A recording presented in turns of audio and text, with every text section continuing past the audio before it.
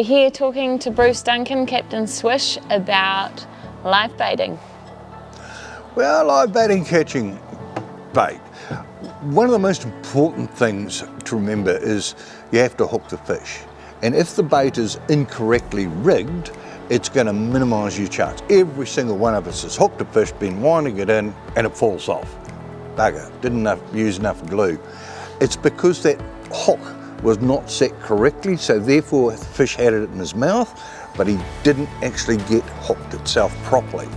So the important thing is to have that hook, the barb of the hook particularly, exposed. It's got to be well exposed, but you'll see, so that when you strike that fish, it drives straight out. A lot of people carefully hide the hook or use too small a hook.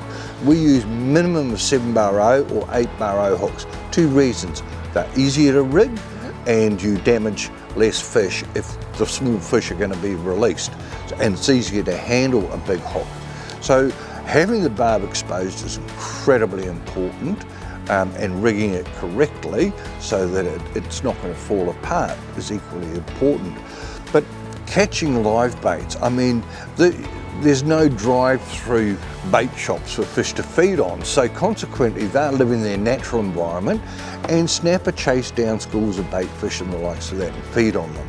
So bait fish that you catch is one, fresh, but it's also incredibly strong, will stay on the hook a lot better than a pilchard, for example, that's been defrosted. So we always drop a little flasher rig over the back of the boat, have that all down by our burley trail, yellowtail, jack max, slimy max, or whatever, doesn't matter what they are, bring them on board, smack them on the head to get them or into your live bait tank. And then what we do is we'll cut those on a slight angle so that it lets a lot more scent out, rig those up, fire them out.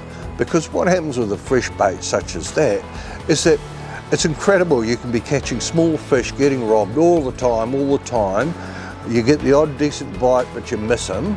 Put a decent fresh bait down, and what happens is that the smaller fish will come in and have a chew of it, but obviously can't gob it down completely. And then the big fish will come in and push those suckers away. They'll grab the bait and you'll hook up. It happens every single time.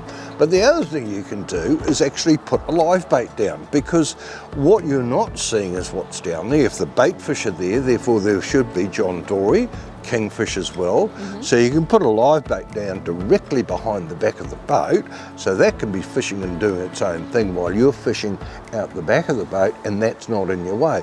And quite often, as happened just recently, great big snapper will come in and he'll take a whole live bait. You know, it's just natural for them. It's predator reaction of taking out the weak. So a big old snapper's been swimming around there and he's not interested in these little scraps that are going on.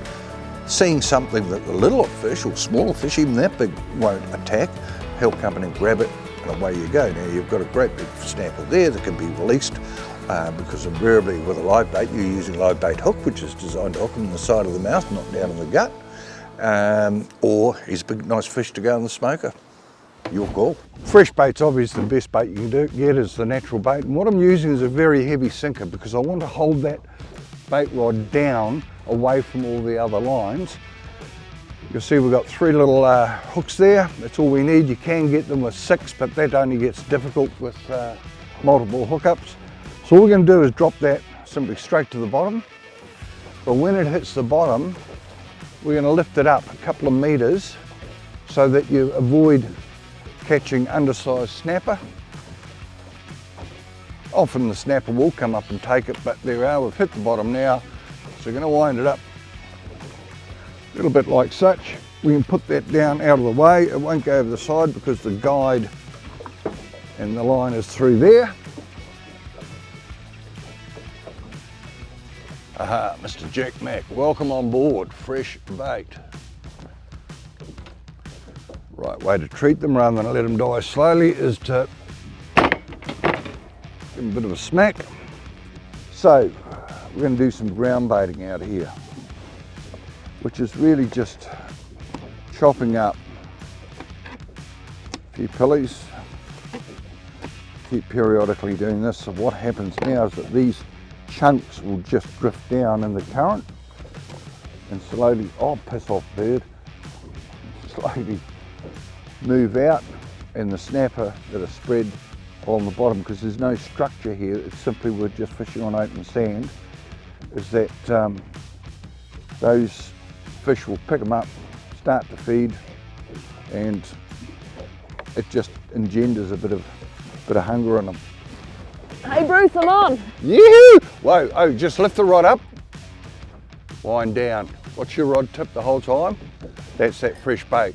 Just slowly lift it up, it'll be a reasonable fish that's taken that.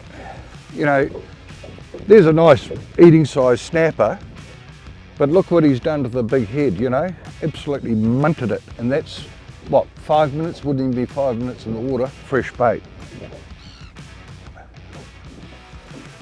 So I mean, this is a result of fresh bait. And the good thing about catching fresh bait, if you've got kids on board particularly, they get a bit bored with this waiting for a big snapper to come along. But you get them on the bait rod, catch some fresh bait, put the fresh bait out, and the fresh bait's caught the biggest, most fish today. And the kids just loved to see the result that I did that, you know, I was part of it, you know, and that's the whole excitement of family boating together, because they're going to go home and tell their mates at school, and it's that passion of getting them out in the water and enjoying life. So there you go, fresh bait, that's what it's all about. Awesome. Thanks Bruce. No problem. We'll catch you next time.